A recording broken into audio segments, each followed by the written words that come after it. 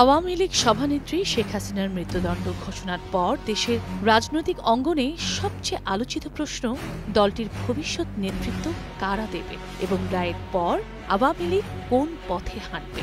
দলটির সমর্থক থেকে শুরু করে রাজনৈতিক বিশ্লেষক সবাই এখন দলটির সামনে কি অপেক্ষা করছে সে প্রশ্নের উত্তর খুঁজছে। বিশেষজ্ঞরা বলছেন, বিদ্যমান আইন অনুযায়ী শেখ হাসিনার মৃত্যুদণ্ড ঘোষণার রায় দেয়া হয়েছে, তবে তিনি ভারতে পলাতক থাকায় রায় কার্যকর হওয়া সহজ হবে না। তবু এই রায়কে অনেকেই তার রাজনৈতিক মৃত্যু হিসেবে দেখছেন। ইন্টারন্যাশনাল ক্রাইসিস গ্রুপ মন্তব্য করেছে, বাংলাদেশের রাজনীতিতে শেখ হাসিনার ফিরে আসার সম্ভাবনা এখন খুবই কম। তার নেতৃত্বে আওয়ামী লীগের রাজনীতিতে পুনরায় সক্রিয় হওয়াও আরও কঠিন বলে সংস্থাটি মনে করে।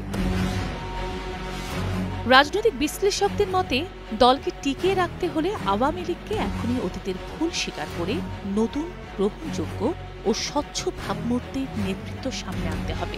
রিকনসিলিয়েশন বা রাজনৈতিক সমঝোতার পথেই দল পুনর্গঠনের প্রক্রিয়া শুরু হতে পারে। নিজেও গত অক্টোবরে রয়টার্সকে দেয়া সাক্ষাৎকারে শেখ হাসিনা বলেছিলেন, কোনো ব্যক্তি বা পরিবার রাষ্ট্রের ভাগ্য নির্ধারণ করতে পারে না, সাংবিধানিক শাসনই সবচেয়ে গুরুত্বপূর্ণ। দলের ভবিষ্যৎ নেতৃত্ব নিয়ে যে তিনটি নাম সবচেয়ে সামনে আসছে তার প্রথমটি সাবেক স্পিকার শিরীন শারমিন চৌধুরী।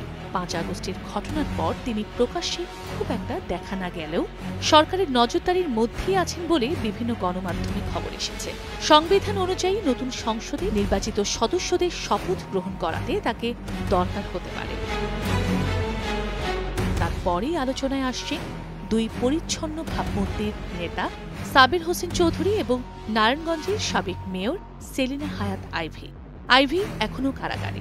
কয়েকটি মামলায় জামিন পেলেও নতুন করে ৪টি হত্যাসহ ৫ মামলায় তাকে শোন অ্যারেস্ট দেখানো হয়েছে। অন্যদিকে সাবির হোসেন চৌধুরী গ্রেফতার হলেও পরে জামিন পেয়েছেন। তিনি বর্তমানে রাজনীতিতে নীরব, কোনো সভা সমাবেশ বা মন্তব্যে তাকে দেখা যাচ্ছে না।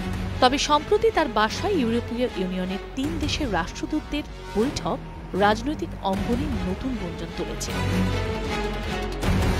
দেশের একটি বৃহৎ ও ঐতিহ্যবাহী রাজনৈতিক দল তার সবচেয়ে বড় সংকটের মুখে দাঁড়িয়ে। নেতৃত্বের এই রূপান্তর দলটির ভবিষ্যৎ রাজনীতিকে কোন দিকে নিয়ে যাবে সেটিই এখন সবার আগ্রহের কেন্দ্র।